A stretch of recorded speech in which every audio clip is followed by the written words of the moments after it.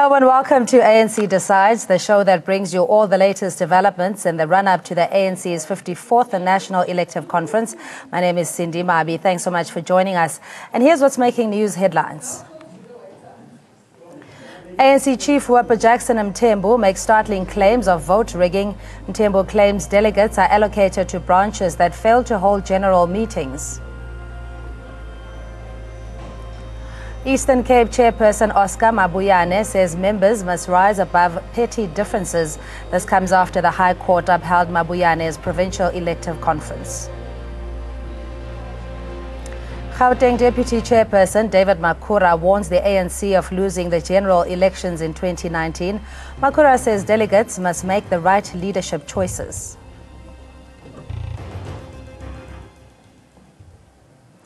And our top story this hour, the ANC succession race is entering its final leg, and there are three main issues that have a major bearing on who emerges victorious, and that is radical transformation, land expropriation, and free higher education. ANC presidential candidate Dr. Nkosazana Dlamini-Zuma has been leading the charge with her call for radical economic transformation. Her rival Cyril Ramaphosa also ran with the RET rallying point, but his was packaged as a new deal. Now the jury is out on who the ANC delegates will decide is the best formula to transform the South African economy. Radical economic transformation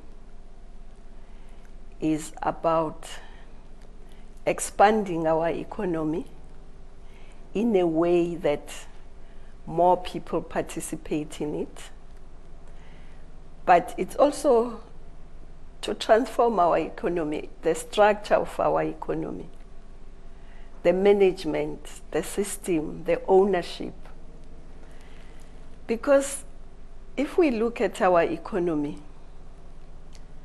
it is dominated by monopolies.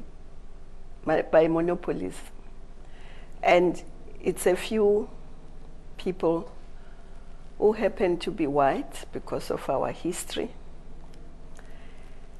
And it doesn't matter which sector you look at. What we are now supposed to do is to speed up economic transformation so that abantu bethu, they must become owners and controllers of the economy of their own country. And logo comrades, when we say they must become owners and controllers, we are not talking about the select few lapha phezulu. We are not talking about certain families. We are not talking about certain individuals. We are talking about our people as a whole. And we're joined in studio by AfriForum Deputy CEO Ernest Ruwitz, and via Skype political analyst and social commentator Oliver Dixon. From Black First Land First, their Deputy President Zanele Lwane joins us on the phone line. Mr. Ruwitz, thanks so much for joining us and good evening to you. Thank you very Just much. in terms of the whole approach around radical economic transformation, that it isn't only the privy of the ruling party, it is a imperative that we need to discuss as a nation in order for social cohesion and dealing with issues of inequality. Yes, well, I think that depends on what you mean by radical economic transformation. If by radical economic transformation you mean that we definitely need to do something, and urgently, to change the issue of prosperity in South Africa to ensure that we address unemployment and poverty and so forth, yes, of course. But the problem is, what is attached to the notion of radical economic transformation? The policies that are proposed that will allegedly solve this will achieve the exact opposite. I think that's the problem. These policies that are attached to the idea of radical economic transformation will encourage poverty, will encourage unemployment, will encourage even inequality. And so I think that's why the notion of radical economic transformation, I think, is a very big problem and will have very negative consequences. 23 years down the line, and it is the preamble of our constitution that the issues of injustice of the past need to be redressed. We have been almost pussyfooting around the whole issue around land redistribution, wealth, inclusivity for that matter, that the frustrations are bubbling as well. We no longer have the luxury of time to have to find another approach towards this issue. What is your view as AfriForum? Well, well, we would need to find another approach, because what's been happening in the last 20 years is the ANC or the government has been implementing certain policies that has not worked. They haven't worked, and they've achieved the exact opposite as what they wanted to achieve. Now the proposed solution is that which we have been doing that has failed, we just need to do that more aggressively. And we need to do the exact opposite. So in the process, these people who talk about radical economic transformation are basically worshippers of Robert Mugabe and Hugo Chavez, all these people who are leading the world's worst economies.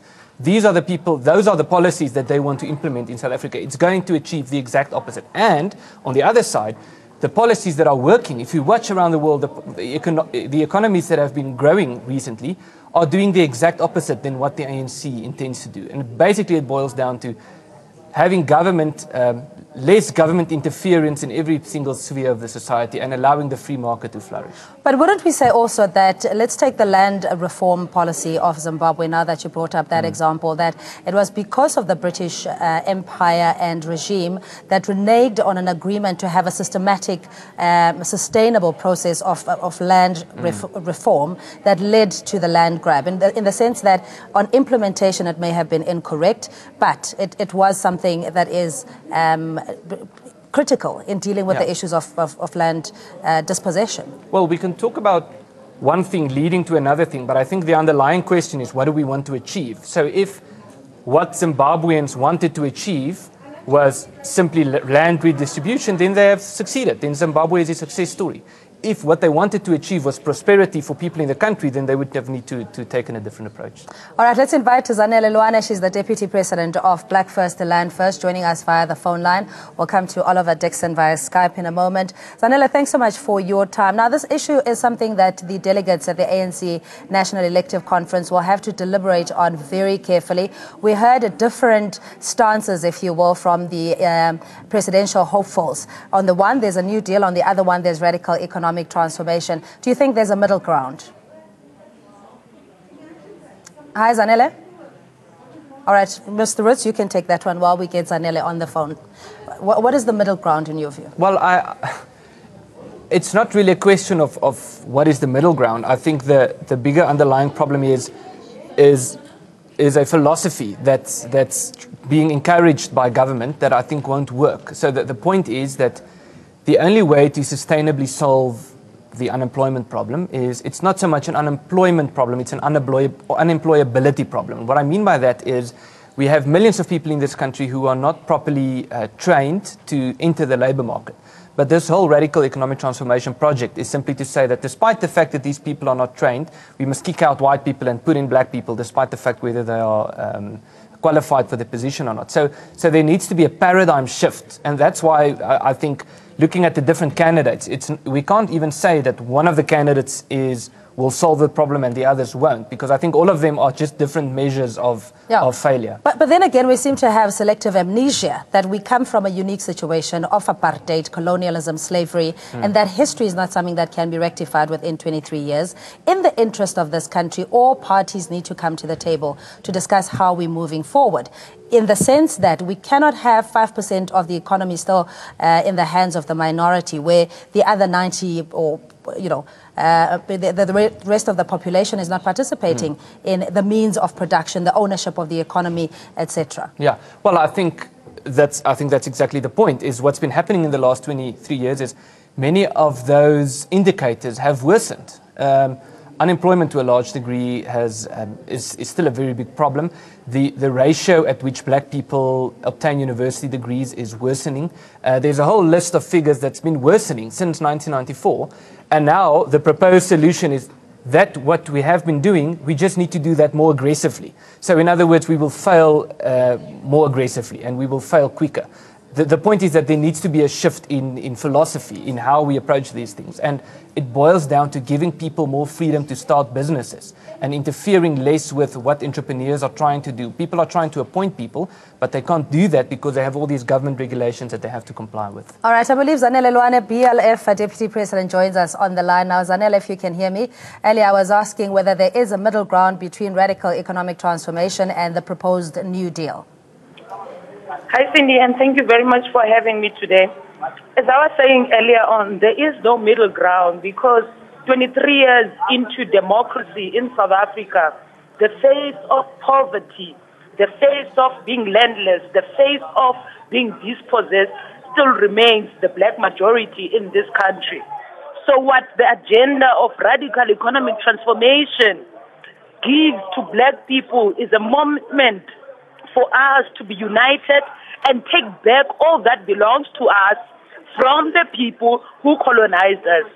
So radical economic transformation is so important because once we achieve that, we even end the arrogance of AfriForum, who's going to come into studio today and tell us that the primary problems of black people is unemployment.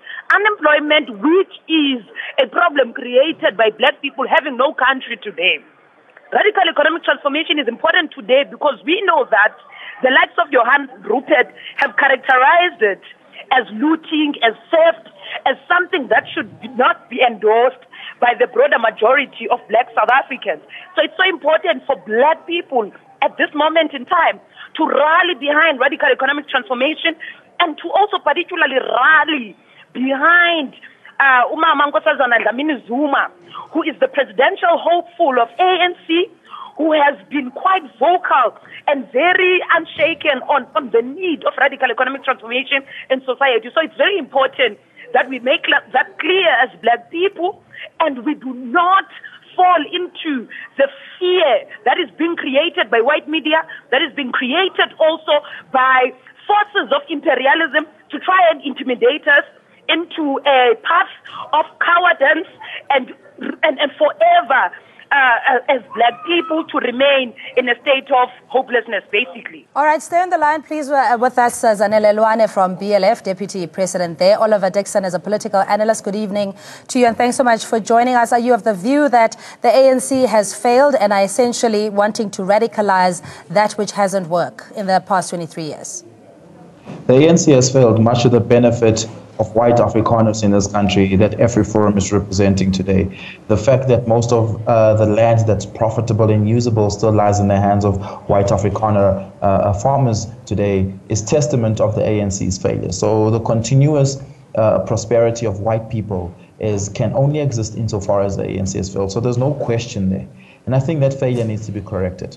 And I think we need to start by defining what radical economic transformation is. Radical economic transformation is doing something that has not been done before. That's to say, if we continue on our current economic trajectory, we're going to fail. So that's to say, we now need to reclaim the land. We now need to reclaim the mines. We now need to take ownership of the means of production in this country. That's to say, take it out of the hands of white Afrikaner farmers in this country today. So it's only natural that organizations like AfriForum and Solidarity will continue to oppose what is considered radical economic transformation, because they believe that unemployment in South Africa is a problem, and the only way to fix unemployment is through education. There are many young, black, talented unemployed people in this country today. So even if education is right, unemployment will continue to be a problem because we don't own the means of production that can create jobs.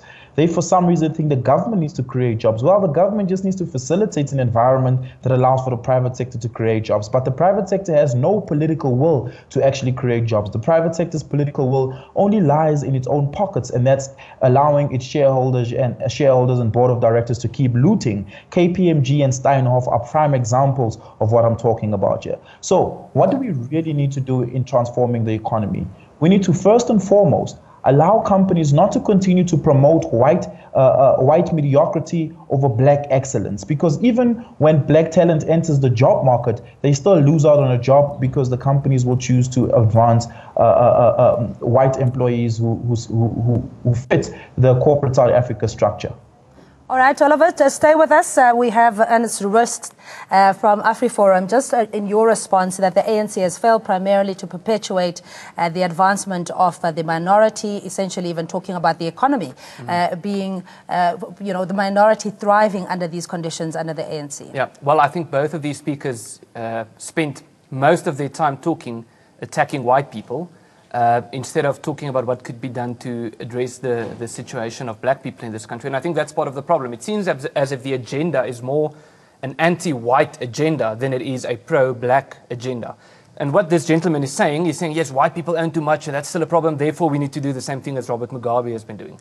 And we can go and look at what's happening in Zimbabwe. I've been there recently. And you can ask black people in Zimbabwe if they feel that their prospects are better.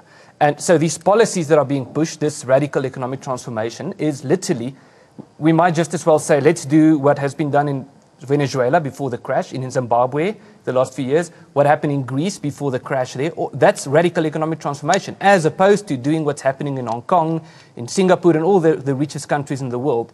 It's a major difference. And I think, once again, the point is more to be anti-white than it is to be pro-black. But aren't you also part of the cohort or the chorus that is creating this angst and distrust that generally black people want what white people have, and therefore we're not talking about ordinary citizens. We're talking about where the land economy, the financial sector is being concentrated amongst names that you can count on one hand, including in state-owned entities. So I think AfriForum, as a organization, you're not doing this country any favors by trying to create an environment of social cohesion to deal with the issues that face all of us, that of inequality, poverty, and unemployment, as opposed to treating it as a peripheral issue that doesn't have anything to do with you. Well, this is essentially a debate about whether communism will work. That's what radical economic transformation is. So we can look at all the case studies in the world, whether it has worked. No, it won't.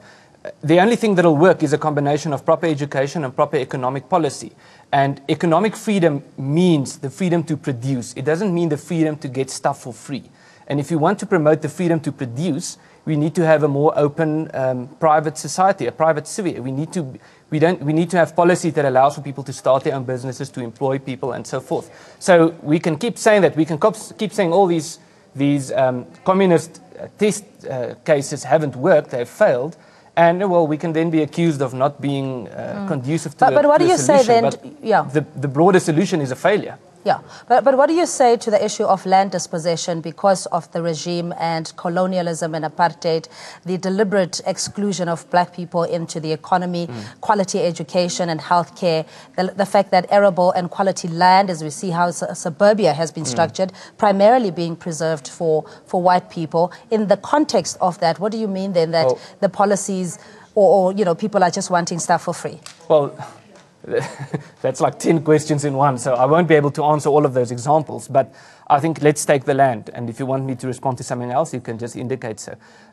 There's a difference between restitution and redistribution. So what we are saying is where land was stolen, it must be given back. Where land was taken from a community, it must be given back. That's restitution. Redistribution is to say, okay, let's count how many white people own land. Oh, it's too many. Let's kick them out.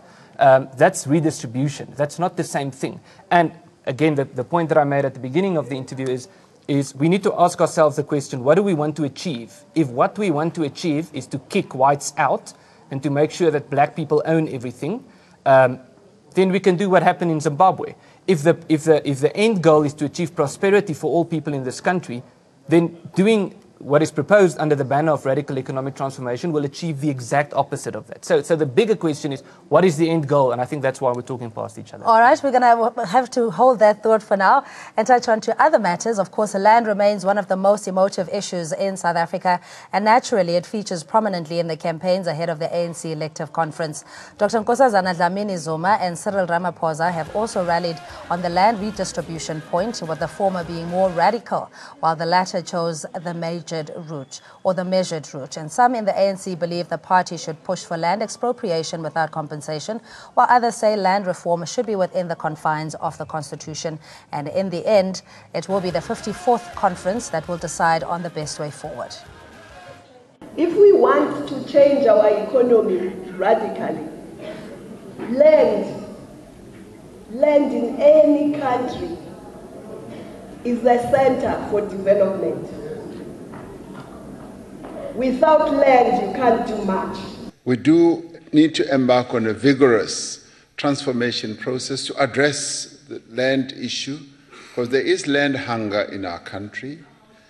Our people are hankering for land, and we need to address that. And in addressing it, we need to ensure that there is full transformation that is going to lead to the full empowerment of our people, All right, and Ernest Ruitz is from AfriForum as their Deputy CEO. He still joins us in studio. Thanks again for your time. It is very clear that this is an imperative that both candidates in the ANC elective race cannot avoid because of the level of frustration and the fact that the sluggish economy and joblessness has perpetuated over the last 23 years. Are you proposing the New Deal, if you understand it to be? What is it? Well, I'm still not sure what the Deputy President means when he says that we need a new deal, but just responding to the clip that you just showed, Cyril Ramaphosa talking about a land hunger in South Africa, where he, of all people, should know that the amount of people who have instituted land claims is like 1% of the black population, and the amount within that 1%, the amount of people who said that they want land is 7% within 1%. So it's a very small group of people. And there's been many studies saying that the vast majority of white and black people in this country don't want agricultural land. They want residential land. And that government can give to them very easily. They can just say, in all these townships, we have all these millions of people living on government, on state-owned land. They should just give them title deeds. And then the land issue will be dissolved to a very large degree. But I don't think that's really what it is about for the ANC. All right, Zanele Lwane, you're still with us, and thanks so much again for your time. Just your view in dealing with primarily the commercial, arable, agricultural land, including mines, of course, in the distinct approach from both these candidates for the presidential race. Sorry, can you please say that again? No, I was saying in the stance that either Dr. Nkosazana Dlamini-Zuma or Cyril Ramaphosa has taken in addressing the issue of land redistribution, or the equitable way of sharing land, if you like, but primarily commercial and agricultural land. So our primary position is that all land in South Africa belongs to black people, because white people colonized our ancestors and captured the whole country, and they still continue to own it today. Now, if we look into the two candidates, which is Cyril 17 and Mama Nkosazana Dlamini-Zuma, Nkosazana Dlamini-Zuma has been clear in terms of the need for radical economic transformation and how land was stolen from black people, and that the land needs to be returned so that we can end the history of humiliation and dispossession amongst black people. CR17, on the other hand, we know is presented and continue to prove us right that he is the darling of white settler monopoly capital in South Africa. He is the right candidate to make sure that the status quo, where black people continue to be on the margins of the economy and liberation in this country, is maintained. Cyril Ramaphosa, we know that, gets the mandate from the main business heads, including Johan Rupert, including the likes of Oppenheimer, including the Manel family in South Africa. So if we are serious about change in South Africa and where black people should be going at this moment in time, it would be a complete disaster and rather very disappointing if Cyril Ramaphosa would emerge victorious at this ANC conference, because what it would mean that all the agenda and the work that has been done in trying to shift the thinking of the black landless people in this country will be reversed, while the banks, while the insurance companies, while the farmers who continue to exploit our people will continue to loot the country, get the profits, while we continue to be slaves in this country. So it's very important for NDZ and Dr. Nkosazana Dlamini-Zuma to win the conference, so that we can move as a unit, as society, to say radical economic transformation now or never, not only as a rhetoric, but as a war cry to say we are tired 23 years post Zanele, the democratic dispensation in South Africa. Zanele, we get your point. Just in the interest of time, we'd also like to get a perspective from Oliver Dixon, very briefly, in your view, that as a nation we haven't found a common vision in dealing with the issue of a land reform, that even the constitutional reform in itself will be meted with resistance, and we're likely to see a lengthy process before we can get to legally getting land back to the dispossessed. It's funny that AfriForum continues to use the example of Zimbabwe as a red herring against land reclamation. The land reclamation project in South Africa is nothing like what happened in Zimbabwe. What happened in Zimbabwe was not land reclamation and redistribution. It was land grabs. It was essentially an illegal act, right? So to conflate the two issues and to point to Zimbabwe as an example and a red herring is disingenuous and will continue to be disingenuous. Because what happened in Zimbabwe, it was entitled ex-militants, veterans who felt entitled to the land, which just decided to kick off white farmers and take the land for themselves. It wasn't a process and a project facilitated by the state. That's to say that the ownership of the land never went into the hands of the state, and the state never had the opportunity to decide how to redistribute that land where best fit.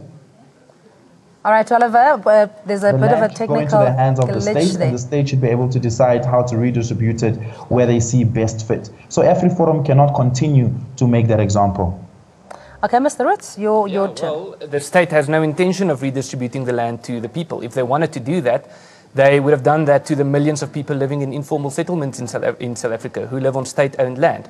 If they wanted to do that, they wouldn't have wanted people to lease land that government take, and then people should release that land from government. So there's no intention to borrow land or to redistribute land. It's essentially a centralized state-owned proposal. So there's no point in saying yes, but what happened in Zimbabwe was different, because at the end of the day, the outcome, the proposed outcome is the same. So we can say, yes, it was achieved by a different means. We want to do it more peacefully. We want to achieve the same outcome in Zimbabwe, but through a different means. The outcome will still be the same. So, yeah, but let's take it a little bit more practically. Let's say, just from a developmental point of view, between you and I, if I wanted to develop an estate of 10 units, etc., the land issue comes into play. If I wanted to open a warehouse, for example, or automobile association of sorts, you know, the land issue in terms of the means of production does become problematic. So in your view, is there fair opportunity? Is there equal expectation of a black businessman versus a white business person in how that particular aspiration is met? I'm assuming now, so let's say for the sake of the example, that me and you are pretty much in the same position. I own one property, and that's a property in which I live. So let's say if I wanted to become a farmer, what would I need to do? Or if I wanted to start property development. The problem in South Africa is we have all these BEE policies. So based on the color of your skin, if you are in the same position, a black person has an advantage to achieve these things because they are supported by government.